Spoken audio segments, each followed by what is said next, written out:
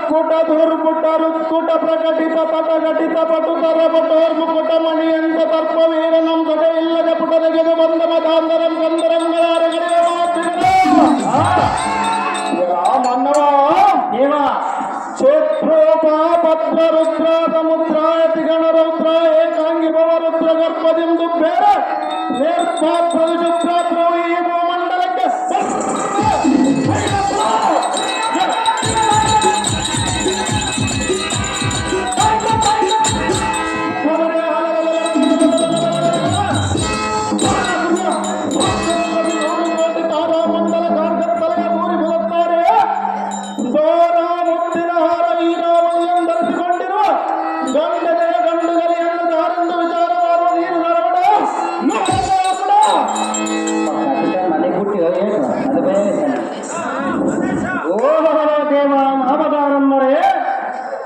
ನನ್ನ ಹೆಸರು ಚಾರ, ನನ್ನ ಹೆಂಡತಿ ಹೆಸರು ಚೆಂಡುವಿನ ಹಾರ.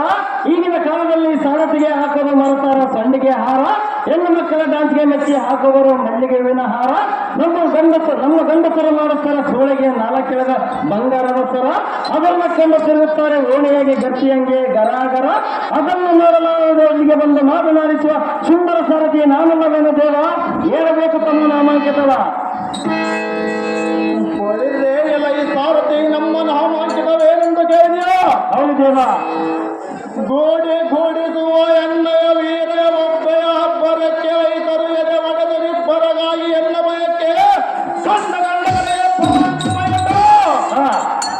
ಸಾರಥಿ ಮದವೇರಿದ ಮತಾಂತರ ಮಂಕುತನ ಒಂಬಿಡಿಸಿ ಸದ್ಬುದ್ಧಿಯನ್ನು ಕಲಿಸಿ ತ್ರಿಭುವನ ವೀರರಿಂದ ವಂದನೆ ಮಾಡಿಸಿಕೊಳ್ಳುವ ಶ್ರೇಷ್ಠನಾದ ಬ್ರಾಹ್ಮಣ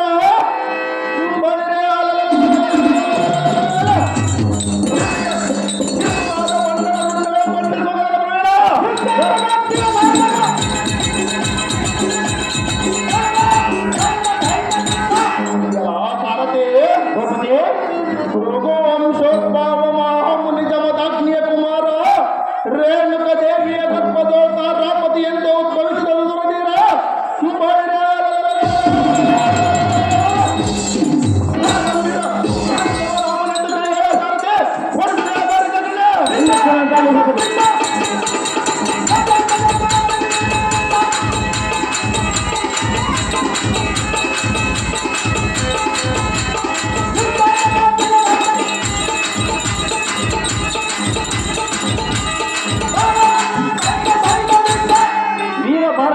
ನೀವಾದರೆ ಈ ಬೆಳ್ಳನ ಬೆಳದಿಂದ ಸಭಾಮಂದಿರಕ್ಕೆ ಬಂದ ಕಾರಣವೇನು ರಾಜ? ದಯಕೋಟಿ ತೇಜ ಕೊಡಿರ್ರೆ ಎಲ ಈ ಸಾರಥಿ ಈ ಸುಂದರವಾದ ಸಭಾಮಂದಿರಕ್ಕೆ ದಿಗ್ವಿಜಯ ಮಾಡಿದ ಕಾರಣವೇನೆಂದು ಕೇಳಿಯೋ? ಅವನು ದೇವ. ಹಾಗಾದರೆ ಇತ್ತ ಬಾ ಚಿತ್ತವಿಟ್ಟು ಕೇಳ.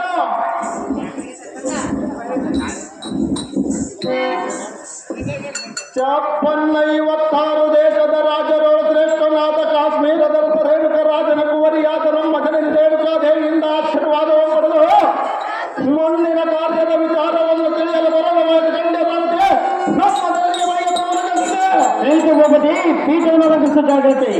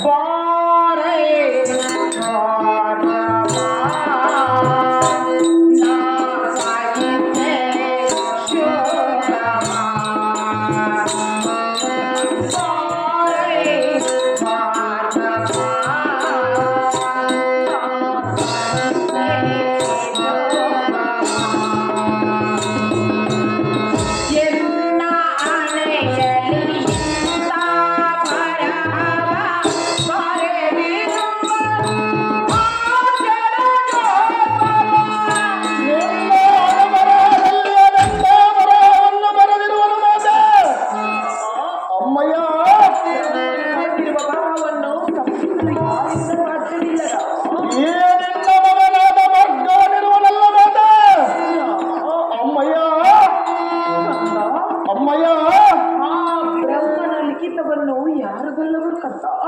ಏನೆಲ್ಲ ಮಗ ಭಾರ್ಗವನ ಹೇಳಿಸಿಕೊಳ್ಳುವಳು ಮಾತ ಎಲ್ಲ ಹಣೆಯಲಿ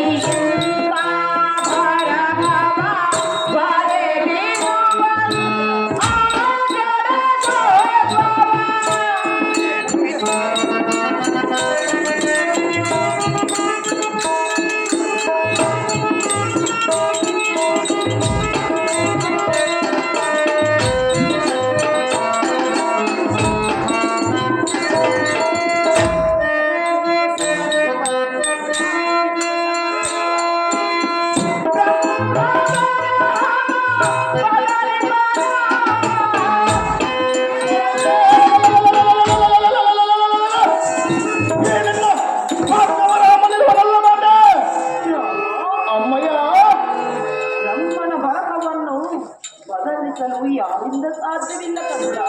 ಏನೆಲ್ಲ ಮಗ ಇರುವನಲ್ಲ ಮಾತೆ ಅಮ್ಮಯ್ಯ.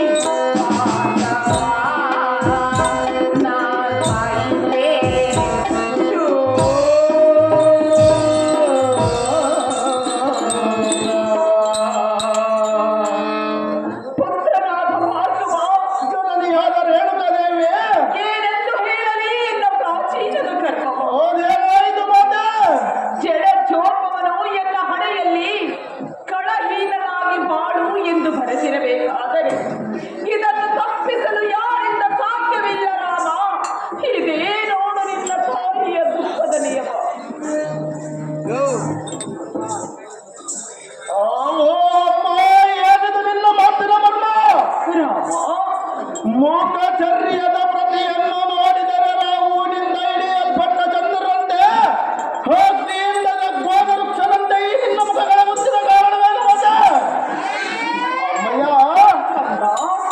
ಏನಿನ್ನ ಹೃದಯದಲ್ಲಿ ಹಾಲಾಹಲ ಬೆಳೆಸಿ ನಿನ್ನ ದುಃಖಕ್ಕೆ ಕಾರಣರಾದವರ ಹೆಸರನ್ನು ಹೇಳಿದರೆ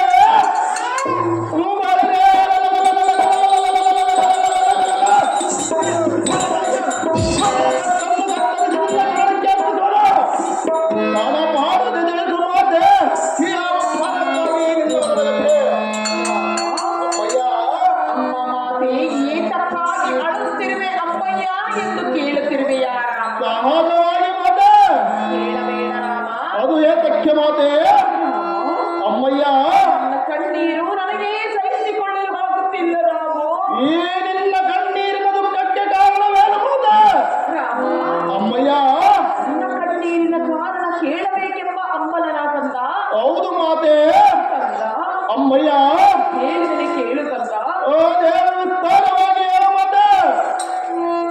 ಏನು ಹೇಳಲಿ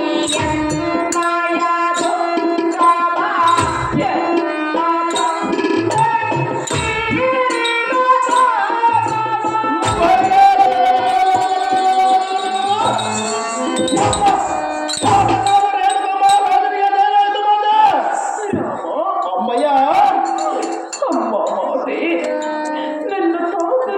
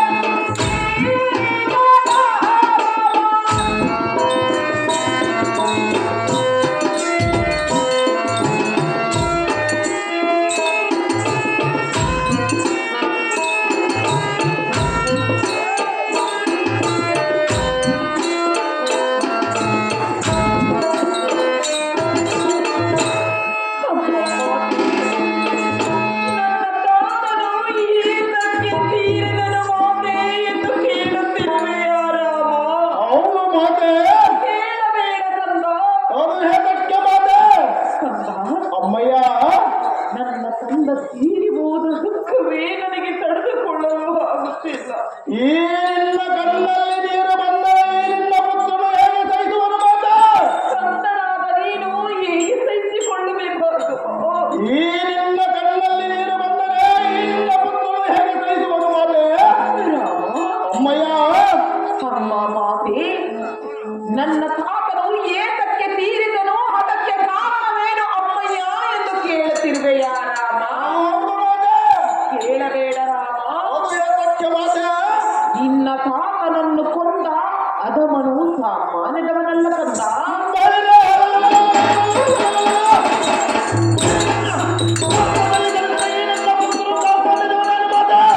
ರಾಮ, ಅಮ್ಮಯ್ಯ ನಿನ್ನ ಪರಾಕ್ರಮ ಎಂದದ್ದು ಎಂದು ಈ ನಿನ್ನ ತಾಯಿ ಅರತಿರುಗಳು. ಹೌದ ಮಾತೆ? ಆದರೆ ಆದರೆ ತಾಯಿಗೆ ಮಕ್ಕಳು ಯಾವಾಗಲೂ ಸಣ್ಣವರಾಗೆ ಕಾಣುವರು ರಾಮ. ಸಣ್ಣವರಾಗಿ ಕಂಡರೆ ಯುದ್ಧದಲ್ಲಿ ಸಹಜವಾಗಿ ಜಯಿಸಿ ಬರುವನು ಮಾತೆ. ರಾಮ, ಅಮ್ಮಯ್ಯ ಅವನ ಹೆಸರನ್ನು ಹೇಳಲೇಬೇಕೇ ಕಂದ? ಹೌದು ಮಾತೆ. ಬೇಡ ರಾಮ. ಹೌದು ಏತಕ್ಕೆ ಮಾತೆ? ಕಂದ, ಅಮ್ಮಯ್ಯ ನೀನಿನ್ನು ಚಿಕ್ಕವನೆಂದು ಹೇಳಿದೆ ಕಂದ. ನಾನು ಚಿಕ್ಕವನಾದರೆ ಎಲ್ಲ ಕರದಲ್ಲಿ ಬರೆಯುತ್ತಿರುವ ಈ ಕರ್ತವ್ಯನಾದರೂ ಚಿಕ್ಕವನ ಮಾತೆ. ಅಮ್ಮಯ್ಯ ಅವನ ಹೆಸರನ್ನು ಕೇಳಲೇಬೇಕೇ? ಹೌದು ಮಾತೆ.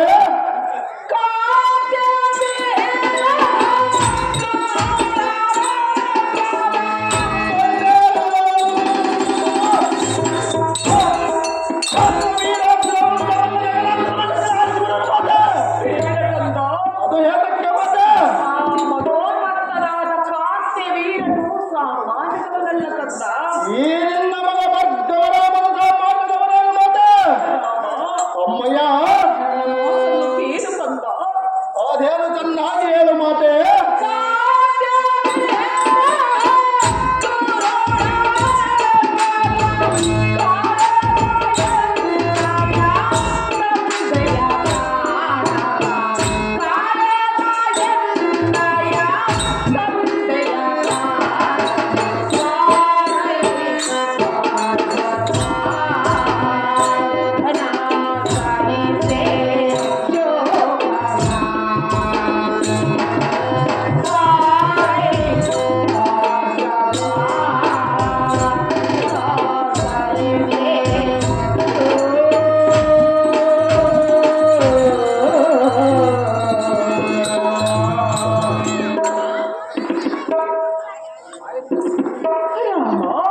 ಅಮ್ಮಯ್ಯ ಎಲ್ಲ ತಂದೆಯಾದರೆ ಪರಾತನನು ಆದವನಾದ ಕಾರ್ತ್ಯವೀರನು ಹತನಗೊಳಿಸಿರುವನಂತೆ. ಇದೇನಾಯಿತ ಪುತ್ರ ವಿಧಿಯ ವಿಚಿತ್ರ.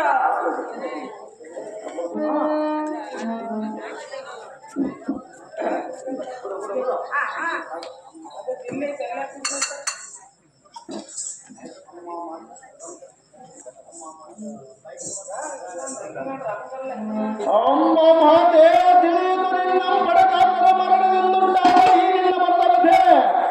ಅಮ್ಮಯ್ಯ ಆದರೆ ಈ ನಿನ್ನ ಮಗನ ಮಾತನ್ನು ಆಲಿಸು ಮಾತೆ.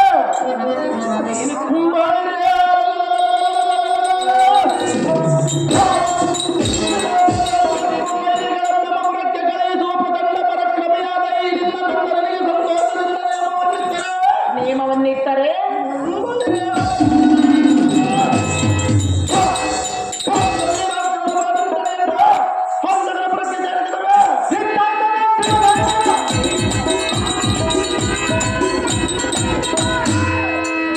ಅಮ್ಮಯ್ಯ ರಾಮ, ಚೆಕ್ಕವನೆಂದು ಊಹಿಸದ ಅಕ್ಷರತೆಯಿಂದ ನೇಮವನ್ನೆತ್ತರೆ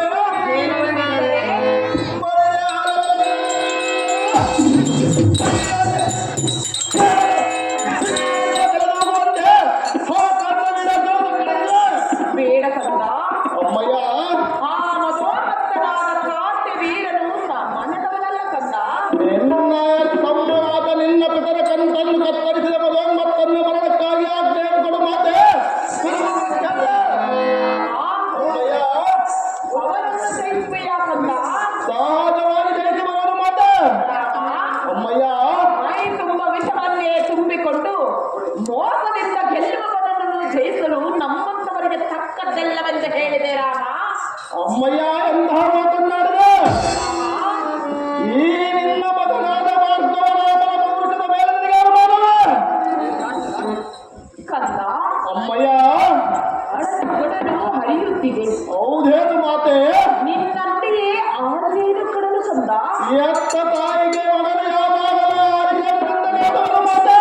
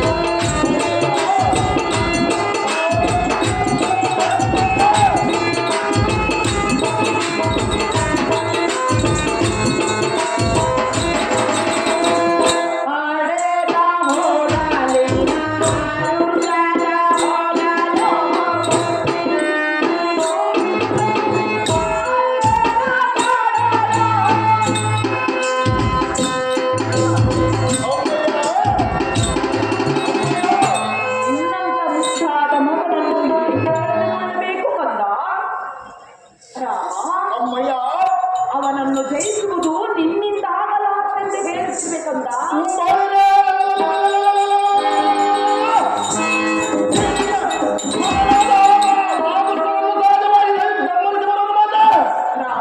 ಅಮ್ಮಯ್ಯ ಮಧೋಮತ್ತನಾದ ಕಾಂತ ವೀರನನ್ನು ಜಯಿಸುವುದು ನಮ್ಮಂತವರಿಗೆ ತಕ್ಕದ್ದೆಲ್ಲವೆಂದು ಹೇಳಿದೆ ರಾಮ. ಈ ನಿನ್ನ ಮಗನ ಭಾರ್ಗವರಾಮನ ಪೌರುಷದಲ್ಲಿ ನಿನಗಾದ ಮಹತ್ವವೆಂದೆ. ಅಮ್ಮಯ್ಯ ಒಂದು ಮಾತನ್ನು ಹೇಳಿದೆನೋ ಚಿತ್ತ ಬಿಟ್ಟು ಕೇಳು. ಅದೇನು ಚೆನ್ನಾಗಿ ಹೇಳ ಮಾತೆ. ರಾಮ, ಅಮ್ಮಯ್ಯ ನಷ್ಟವಾದ ಹಣ ಕಷ್ಟದಿಂದ ಗಳಿಸಬಹುದು. ವಿದ್ಯೆ ನಷ್ಟವಾದರೆ ಅಭ್ಯಾಸದಿಂದ ಸರಿಪಡಿಸಿಕೊಳ್ಳಬಹುದು.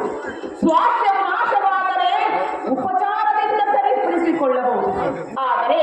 ಆದರೆ ನಿನ್ನಂತ ಮುದ್ದಾದ ಮಗನನ್ನು ಕಳೆದುಕೊಂಡರೆ ನಾನು ಹೇಗೆ ಸಹಿಸಿಕೊಳ್ಳಲಿ ಭಾರ್ಗವ? ನೇಮವು ಕೊಡಲು ಭಯಪಟ್ಟಿರುವುದು ಎನ್ನಯ ಜೀವವ.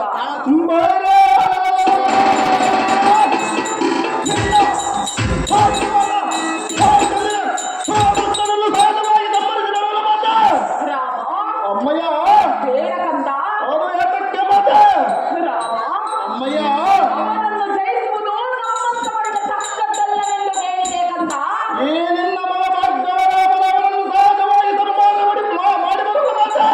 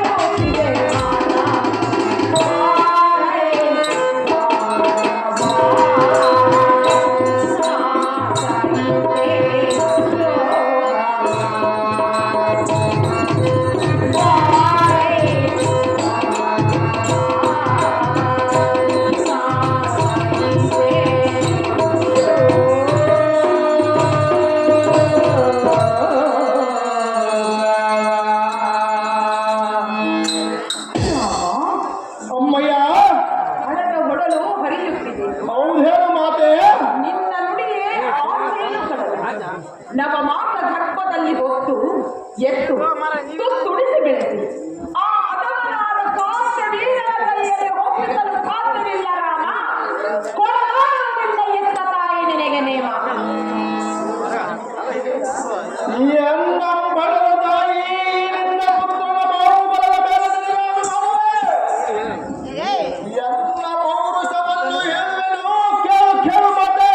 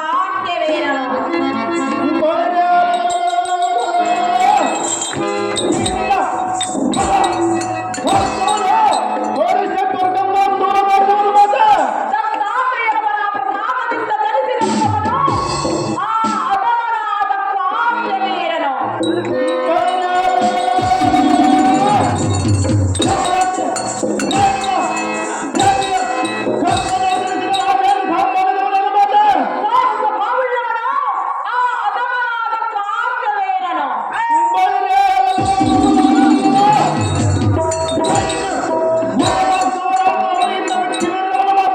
ರಾಮ ಹತ್ತು ತಲೆಯ ರಾವಣನೇ ಅವನನ್ನು ಸಂಹರಿಸಬೇಕೆಂದು ಹೋದಾಗ ಅವನ ಮಾತಿಗೊಡಪಟ್ಟು ಸುಮ್ಮನಿರುವಾಗ ಚಿಕ್ಕ ಕಂದನಾದ ನಿನ್ನಿಂದಾಗುವುದೇ ರಾಮ. ಜನನಿಯಾದ ರೇಣುಕದೇವಿ ಅಂತ ಮಾತನಾಡಿದ ನನ್ನ ಮಾತನ್ನೇ ಆಡ್ತಿರ್ಬೇಕಂತ ಆ ರಾವಣನು ಅಂತ ಬರುವಂದರೆ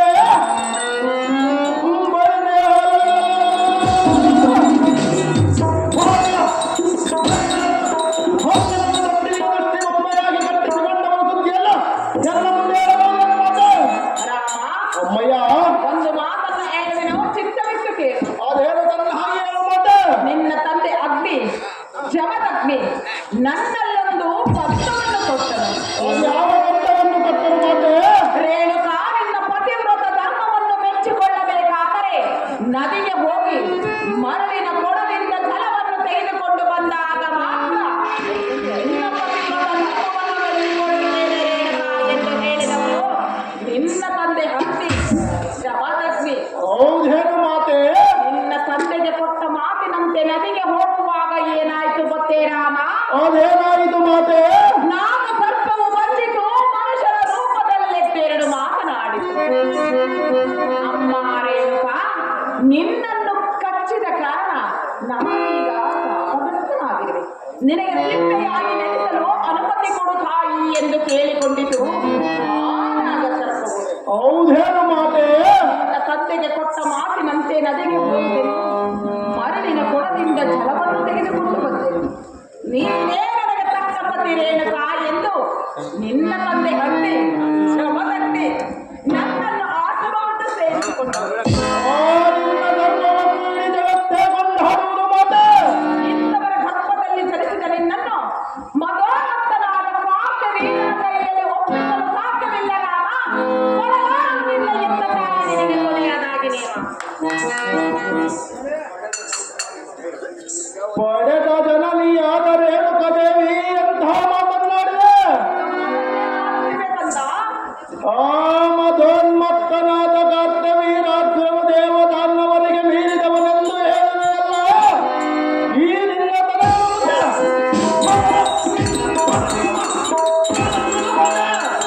ಅಮ್ಮಯ್ಯ ಅದು ಹೇಗೆಂದರೆ ಹೀಗೆ ಕಂದ ಈ ಅನ್ನರಿ ಸಂಹಾರರು ಯಾರಿಲ್ಲವೆಂದು ಆ ಕರ್ತವೀರಾರ್ಜುನರು ಅಮ್ಮಯ್ಯ ಅಣ್ಣಯ್ಯ, ಆದರೆ ಈ ನಿನ್ನ ಮಗ ಭಾರ್ಗವ ರಾಮನು ಹರಿಶ್ಚಂದ್ರನನ್ನು ಮಾಡಿದವನು.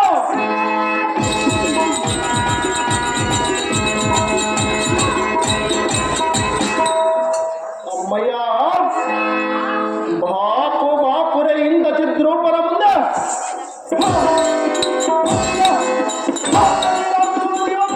ಅಮ್ಮಯ್ಯ ಸೌದೆಯ ಕಾಷ್ಟವು ಬೆಟ್ಟದಷ್ಟಿದ್ದರು ಒಂದು ಗಿಡ ಅಗ್ನಿಯ ಸುಟ್ಟು ಭಸ್ಮವಾಗಲಿರುವ ಮಹಾಜ್ಞಾನಿಯಾದ ನೀನು ಯೋಚಿಸದೆ ನೇಮವನ್ನು ಕೊಡು ಅಮ್ಮಯ್ಯ